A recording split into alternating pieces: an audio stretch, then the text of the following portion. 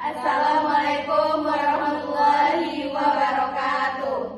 Kami dari kelompok 3 ingin menjelaskan tentang implementasi data mining a priori pada sistem kami, yaitu pemesanan menu pada ManCafe. Sebelum itu, izinkan kami memperkenalkan diri. Saya Zahara. Saya Cahyani. Saya Novia. Saya Nabila Putri Abdar. Waalaikumsalam.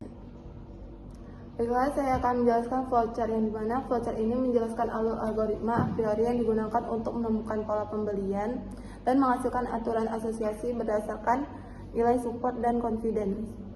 Yang dimulai dari menginputkan transaksi menu sebagai dasar perhitungan, minimum support dan confidence digunakan sebagai batas seleksi. Lalu, perhitungan support satu item set dengan rumus jumlah transaksi yang mengandung item dibagi total transaksi. Lalu, outputnya diseleksi. Apakah jika support tersebut besar sama dengan minimum support disimpan, jika tidak dihapus. Lalu, bentuk kandidat 2 item set. Kandidat 2 item set dan perhitungan 2 item set. Setelah diseleksi, maka bentuk kandidat 2 item set dari frekuen 1 item set. Lalu hitung support 2 item set dengan rumus jumlah transaksi yang mengandung A dan B dibagi total transaksi. Lalu outputnya tuh daftar support 2 item set. Diseleksi apakah memenuhi besar sama dengan minimum support.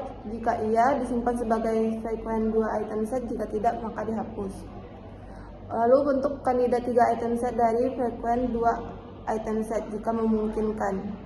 Jika masih memungkinkan untuk dikombinasikan, lanjut ke item set berikutnya. Jika tidak, maka bentuk aturan asosiasi dengan contoh. Jika memilih A dan B, maka memilih C. Lalu hitung confidence dengan rumus support Y gabungan X gabungan Y dibagi dengan support X. Selanjutnya diseleksi, jika confidence besar sama dengan minimum confidence, maka aturan valid, jika tidak dihapus. Setelah itu sistem akan menampilkan semua aturan asosiasi yang valid. Aturan ini dapat digunakan sebagai dasar pengambilan keputusan seperti rekomendasi produk. Baiklah, di sini saya akan menjelaskan codingan untuk a priori. Di bagian coding a priori analis ini, kode ini digunakan untuk melakukan analis pola pembelian pelanggan menggunakan algoritma a priori. Tujuannya adalah menemukan menu yang sering dibeli, kombinasi menu, dan aturan asosiasi yang kemudian digunakan untuk rekomendasi bisnis cafe. Kemudian masuk pada coding class a priori analyzer di bagian static calculate support item set transaction ini. Fungsi ini menghitung support, yaitu seberapa sering suatu item atau kombinasi item muncul dalam seluruh transaksi. Contohnya, itu jika kopi susu muncul di 6 dari 10 transaksi, maka supportnya itu 6 bagi 10 sama dengan 0,6, yaitu 60%. Kemudian, pada static run a priori ini, di bagian if transaction ini, itu mengecek apakah ada data transaksi. Jika tidak, maka analisis dihentikan. Kemudian, pada codingan analysis item new set ini mengambil semua menu unik dari transaksi pelanggan. Kemudian, pada calculate support item transaction ini menentukan menu paling populer berdasarkan nilai support. Contohnya, jika kopi susu itu 70% dan roti bakar itu 55%. Kemudian, pada codingan while ini itu sistem membentuk kombinasi menu 2 item dan 3 item untuk melihat apakah kombinasi tersebut sering dibeli bersama.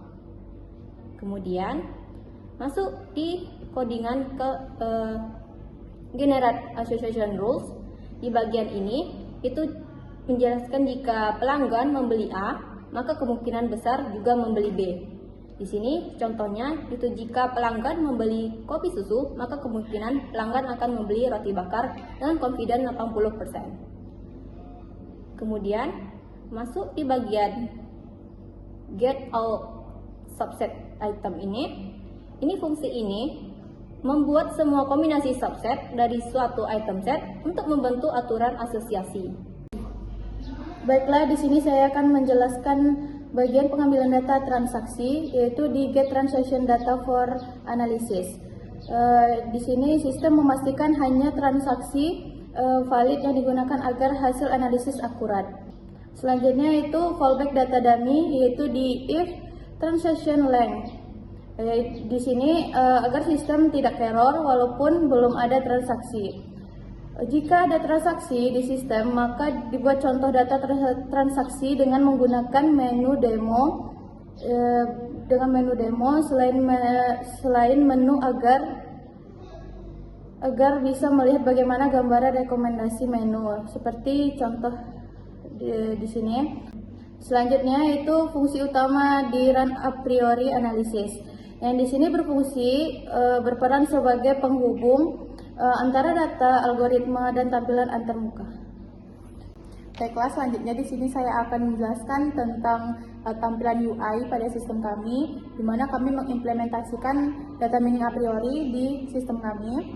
Di sini kami menentukan minimal supportnya 10%, minimal confidence-nya itu 50%. Di periode analisis 30 hari terakhir, maka muncul di sini untuk satuan item set yang sering dibeli bersama itu ada menu yang paling populer itu ada Butterscotch dengan nilai 66,7%, Minimark juga dengan nilai 66,7%, Caramel Macchiato-nya di 50%, Mipade-nya di 33,3%. Nah, untuk kombinasi dua menunya di sini dihasilkan Butterscotch dengan Caramel Macchiato dengan nilai 33,3%, Butterscotch dengan Minimark itu 33,3%, Caramel Macchiato dan Minimarknya itu 33,3%, dan seterusnya. Dan di sini karena di kombinasi dua item menu belum ada yang memenuhi minimal confidence, maka membentuk kombinasi 3 menu, di mana Butterscotch dengan Caramel dan juga Minimark dengan nilai 16,7%. Maka dibentuk aturan asosiasinya, jika membeli Caramel Macchiato, maka akan membeli Butterscotch juga dengan nilainya 66,7%. Nah, jika membeli Caramel Macchiato, maka akan juga membeli Minimark dengan nilai confidence-nya 66,7%. Di sini juga jika membeli Butterscotch, maka juga membeli Caramel Macchiato dengan confidence-nya 50%. Nah, untuk membeli Butterscotch juga membeli Minimark juga dengan nilai confidence 50%, Minimark dengan Butterscotch juga 50%. Jadi hasilnya untuk rekomendasi bisnis di paket menunya ini terjadi kombinasi menu Butterscotch dengan Caramel Macchiato, Butterscotch dengan Minimark, Caramel Macchiato dengan Minimark. Untuk peluang cross sellingnya itu untuk mempromosikan menu kepada pelanggan. Jika membeli Macchiato maka ditawarkan Butterscotch. Jika membeli Caramel Macchiato maka ditawarkan juga dengan Minimark. Begitu juga dengan Butterscotch dengan Caramel Macchiato gitu. Sekian penjelasan dari kelompok kami. Bila ada kesalahan kami mohon maaf. Wabillahi taufiq wal hidayah. Wassalamualaikum warahmatullahi wabarakatuh.